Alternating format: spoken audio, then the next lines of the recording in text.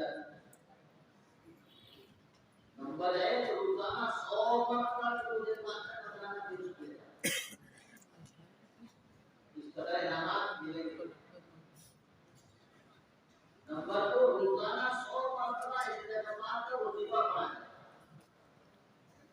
उससे क्या फायदा होगा कि बीवी शरीफ के अंदर 2 सवा 177 का मतलब है उसे जो मुफ्ती इलाम आला है आखिर आमदार से पूरे ने सलाम ने क्या फरमाया कि 2 शख्स ऐसा कि नमाज के बाद अपने बिस्तर पर जाकर के सोने से पहले 3 मरतबा ये इस्तिग़फ़ार पढ़ेगा अस्तगफिरुल्लाह अल्लज़ी ला इलाहा इल्ला हुवल हय्युल क़य्यूम व अतूबु इलैह। सिर्फ 3 मरतबा पढ़ेगा। उसके मातबत के सारे गुनाह माफ कर दिए जाते हैं। वला काना जुनूबहु मिस्ला ज़बदिल बहर, अगर जो उसके गुनाहों की कसरत समुद्र के जाम के बराबर क्यों न हो तब भी अल्लाह माफ करेगा। और फरमाया अगर जो उसके गुनाहों की कसरत मिस्ला वक्त शजर, वो जमीन में जितनी पेड़ है जितनी दरख्त है उन पेड़ों और दरख्तों के पत्तों की तादाद के बराबर की है तब भी अल्लाह ताला तुम्हारे गुनाह माफ करेगा। और फरमाया अगर जो तुम्हारे गुनाहों की कसरत वो जमीन में जो रेतों का ढेर पड़ा हुआ होगा तो ढेरों में जो रेतों की तादाद है उनके बराबर ही तुम्हारे गुनाह है तब भी अल्लाह माफ करेगा। और फरमाया अगर जो तुम्हारे गुनाहों की कसरत जितना इतना भी दुनिया जब से अल्लाह ने कायनात को पैदा किया था उस वक्त से लेकर के क़यामत तक जितने अय्याम जितने दिन आएंगे उनकी तादाद के बराबर होते हैं तब भी अल्लाह ताला तुम्हारा गुनाह माफ करेगा। अब आप तलबा ये तालिबाना तालिब अहमद को सवाल खड़ा कर दीजिए कि गुनाह कबीरा की माफी के लिए तो तौबा शर्त है।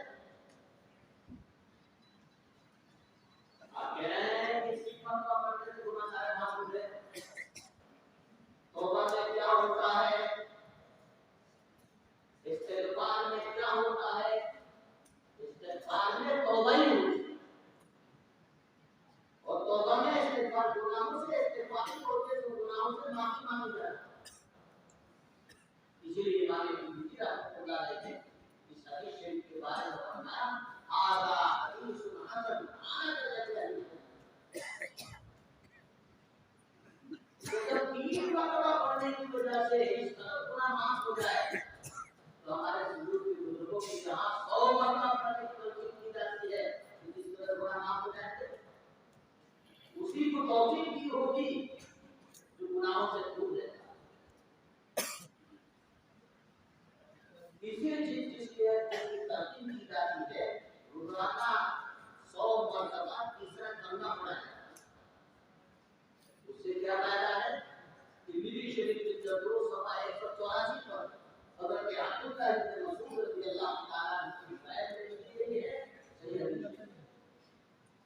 आका इनामदार से जो मोलाना ने सलाम फरमाते लकीतु इब्राहीम अलैहिस्सलाम लैलतुल मुस्लिम।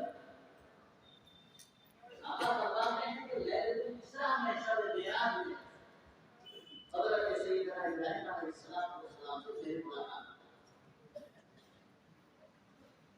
आखिर में जब वापसी का वक्त आया तो हज़रत सैयदना इब्राहीम अलैहिस्सलाम ने मुझसे कहा, मुझसे फरमाया कि आप अपनी उम्मत में वापस तशरीफ ले जा रहे हैं, मेरे तरफ से अपनी उम्मत के लिए 2 तोहफा लेके जाएं।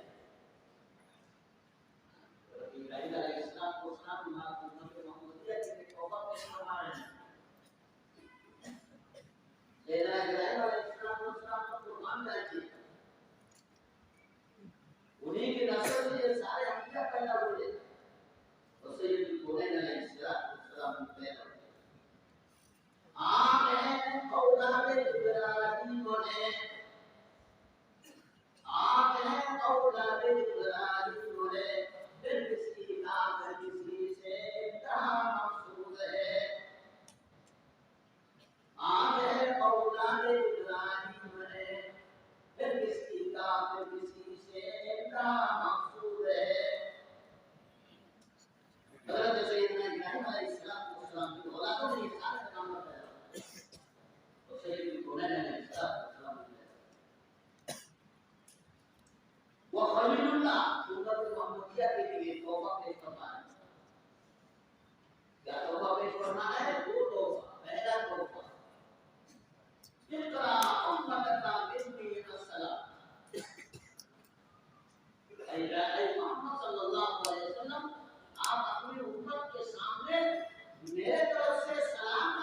पेश करना था। हम सब हज़रत सैयदना इब्राहीम अलैहिस्सलाम की बारगाह में वालेकुम सलाम थे। दूसरा तो वअखबिरहुम अन्न जन्नत तजरिबु तुरका असबतुल्लाह व अन्ना क़ियाम व अन्ना क़ियासा सुब्हानल्लाह वल्हम्दुलिल्लाह व ला इलाहा इल्लल्लाह। दूसरा तौबा पेश करना है। वअखबिरहुम, आप अपने उम्मत के दरमियान में ऐलान करवा दे, अन्न जन्नत तजरिबु तुरका, जन्नत की सरजमीन पाक साफ है, असबतुल्लाह, वहाँ का पानी बेइंतहा मीठा है, वो अन्ना क़ियाम, और जन्नत की सरजमीन साफ चपाट है, उसमें कोई चीज उगी हुई नहीं। वो अन्ना क़ियासा सुब्हानल्लाह वल्हम्दुलिल्लाह व ला इलाहा इल्लल्लाह। जो अपने जन्नत में पाक लगाना चाहे, ये कलमा पढ़ता चला जाए, जन्नत के अंदर से ये बात तैयार होते जाए। तो शुरू के बुजुर्गों की राह कितनी बार पढ़ने के लिए तरकीब की जाती है? 100 मरतबा पढ़ने की तरकीब। 100 मरतबा ये कलमा पढ़ा जाए तो इसका बात तैयार हो जाएगी। 100 मरतबा इस्तिग़फ़ार पढ़ा जाए तो इसका गुनाह माफ हो जाएंगे। 100 मरतबा दुरूद पाक का नज़राना पेश किया जाए, इसका इनामात हो जाएगा। हमारे बुजुर्गों की शुरू के बुजुर्गों की एहसानात हमारे पर बेइंतहा। इसलिए मैं गुजारिश करूंगा, एक मरतबा दुरूद पाक का नज़राना पेश पेश करना है।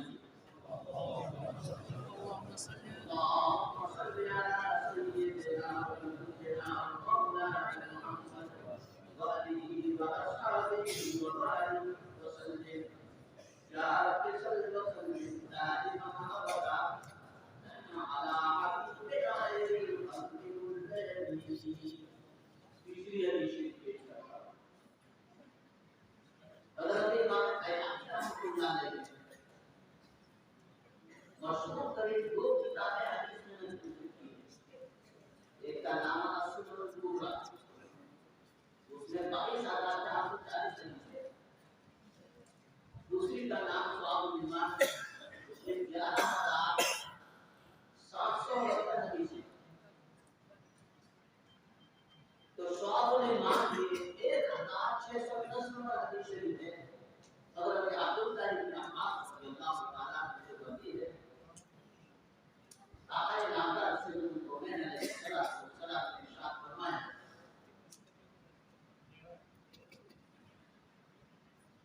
अहिब्बुल अरब अलैहिस्सलाम, तुम्हें अहले अरब से 3 वजहों से 3 बातों की बिना पर मोहब्बत रखना।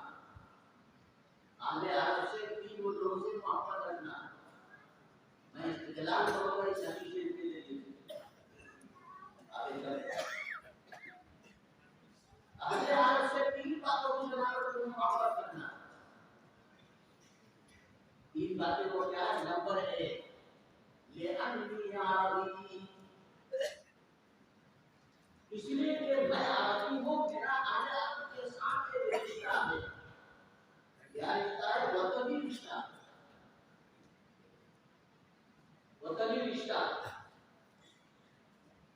दुनिया के अंदर जो रिश्ते हैं उनमें 2 रिश्ते इंतहाई कमजोर हैं। नंबर 1 ससुराली रिश्ता, मियां बीवी का रिश्ता। उससे आगे है दूल्हे का रिश्ता। कमजोर रिश्ता हुआ कि लेकिन अगर बच्चा पैदा हो गए तो फंस गए। किसी न किसी तरीके से वो आता रहेगा रिश्ता,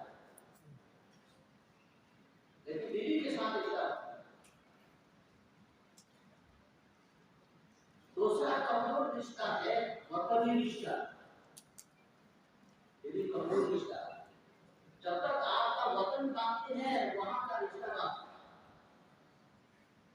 जब आपका वतन वहां से खत्म हो जाए तो आपका वहां का रिश्ता वतन खत्म हो जाए। हज़रत मोलाना ने सलाम फैलाए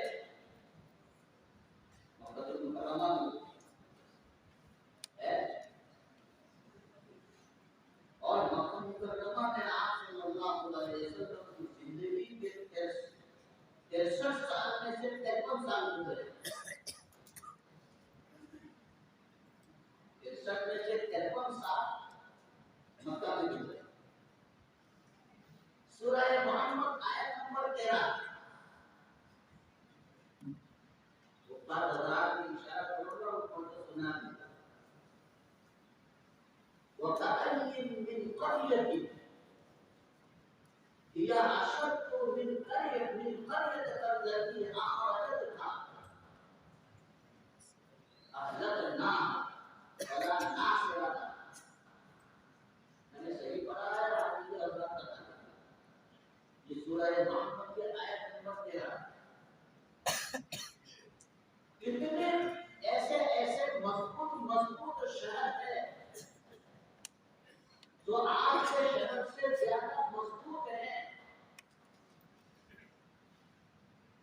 जिस शहर से आपको निकाला जा रहा है उनको हमने हालात और बर्बाद कर दिया है,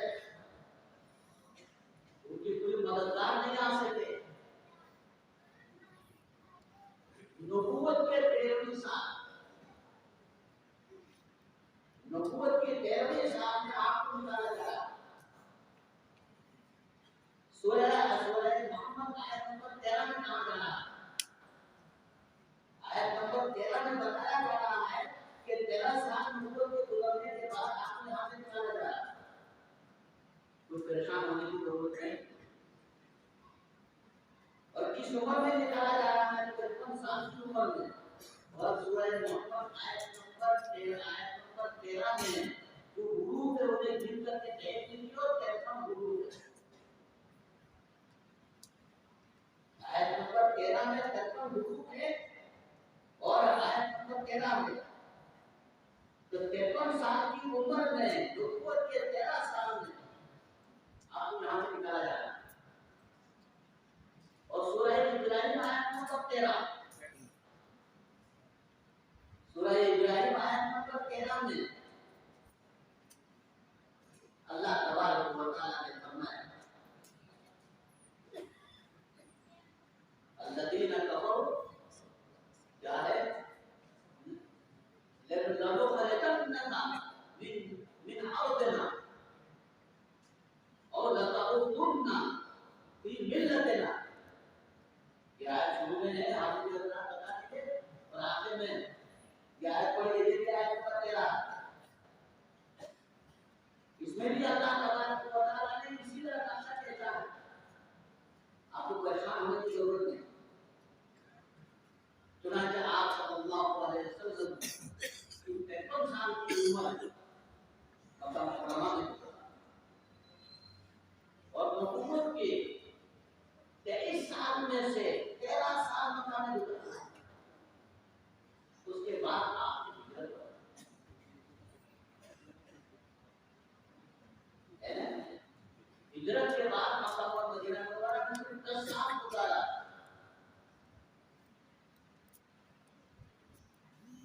तो नबूवत के बाद नबूवत की 13 साल और अपनी जिंदगी के 53 साल मक्का मुकर्रमा में गुजारने के बाद जब आपने आज वहां से हिजरत कर दिया, वहां से वतन खत्म कर दिया, वहां का वो रिश्ता वतन खत्म हो गया।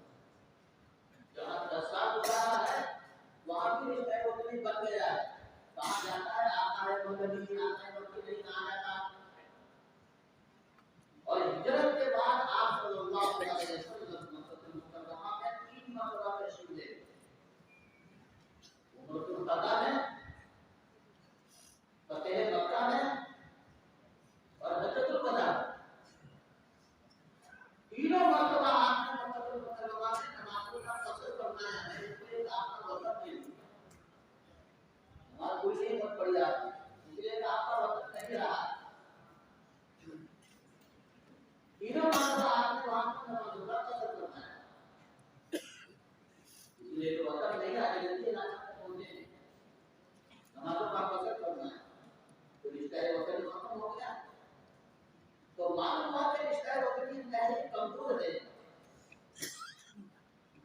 है ना? इस कमजोर रिश्ता की बिना पर हुजूर ने फरमाया, मेरा आखिर से एक रिश्ता है, इसकी बिना पर तो दिल से मोहब्बत करना। कमजोर रिश्ता है, रिश्ता वतन, मेरा वतनी रिश्ता है अल्लाह से, इसीलिए तुम्हें अल्लाह से मोहब्बत करना। ये फरमाया कमजोर रिश्ता है। ये उलमाए काम बैठे हुए हैं, तशरीफ करना, ये तालिबान है जो बैठे हुए हैं आपके सामने तशरीफ करना, इनका रिश्ता हज़रत सैयद मौलाना अलैहिस्सलाम के साथ बहुत बड़ा रिश्ता है। आका ने फरमाया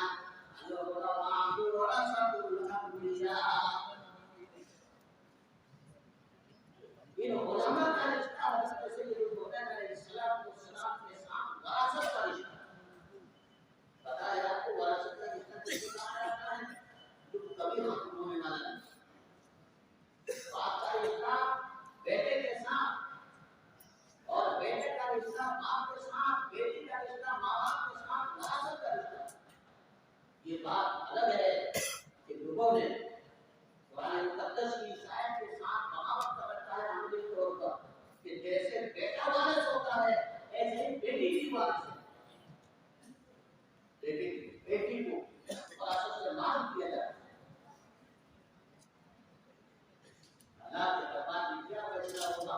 अल्लाह भेजा।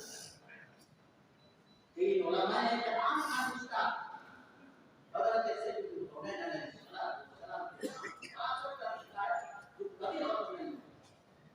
दुनिया के बड़े से बड़े सुपर पावर भी हमारा ये इस्लाम से छीन नहीं सकता। वो रिश्ता है जो आका नामदार अलैहिस्सलाम ने फरमाया कि उस मजबूत रिश्ता की वजह से तुम्हें आगे आपसे मोहब्बत रखना है। इस मजबूत रिश्ता की वजह से उलमा इकराम और आने वाले के साथ मोहब्बत रखना किस कदर लाज़मी होगा। और इनके साथ मोहब्बत कैसे है? इनके पास कोई सामान नहीं है, उनके साथ मान ताल्लुक किया जाए, इनके साथ मोहब्बत है। तो आप मदरसा में मस्जिद में तालीम के लिए रसीदें कटवाते हैं, इसे महफूज रखिएगा। जो रसीदें कटवाते हैं इन्हें महफूज रखिएगा। कल अल्लाह के दरबार में जब हिसाब किताब के लिए खड़ा कर दिया जाएगा तो आप कह सकेंगे कि अल्लाह तेरे नबी के वासिफ से मैं मोहब्बत रखता था, ये मोहब्बत का परवाना है समझ में। मैंने फला मदरसे में फला मसला ईमान बनाने के लिए, मदरसा के तलबा के लिए, मदरसा में नमाज पढ़ने के लिए, मस्जिद के लिए मैंने रसीदें कटवाई है, मैंने काम किया है, ये सनद है।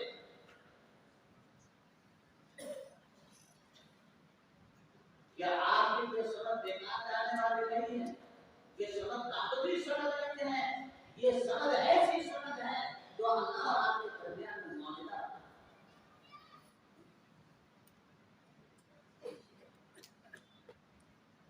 तीसरी चीज आप अहले अरब से मोहब्बत आपने बताया, वजह बताई। वल कुरान अलग